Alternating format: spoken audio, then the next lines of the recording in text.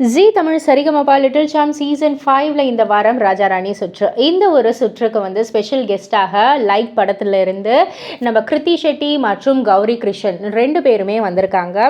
Special கெஸ்ட்டாக வந்திருக்காங்க.